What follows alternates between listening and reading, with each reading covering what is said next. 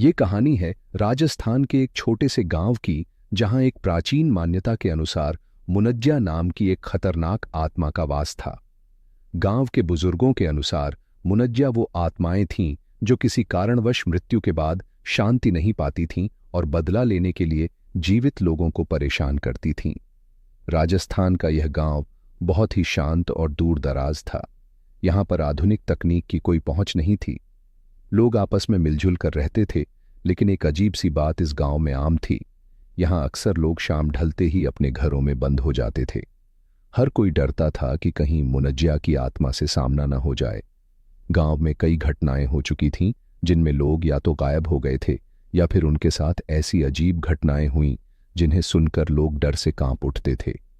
ये कहानी शुरू होती है गांव के एक युवक राजेश से।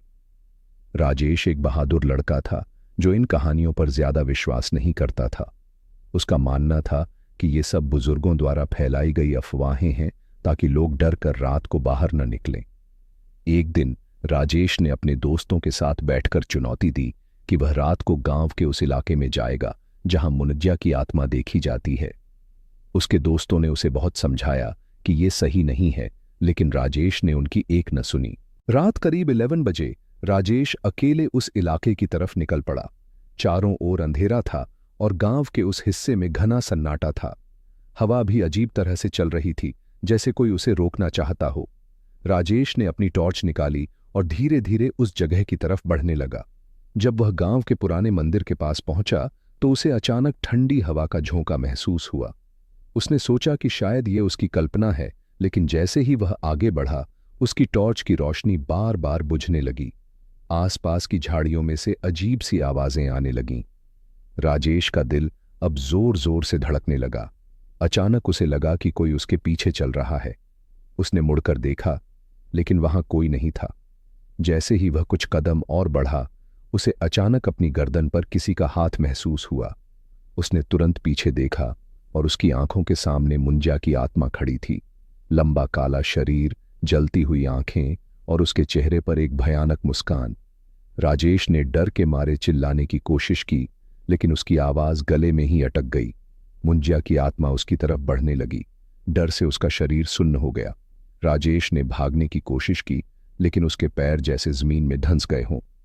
राजेश ने हिम्मत जुटाकर भगवान का नाम लिया और जोर से माफी मांगने लगा। तभी अचानक उसे याद आया कि गांव के बुजुर्गों ने कहा था कि अगर कभी मुनज्जा से सामना हो जाए तो शांत मन से भगवान का नाम लो और पीछे मुड़कर मत देखो। राजेश ने ऐसा ही किया। वह धीरे धीरे पीछे हटने लगा, बिना मुनज्जा की आंखों में देखे। कुछ कदम चलते ही मुनज्जा की आत्मा हवा में विलीन हो गई।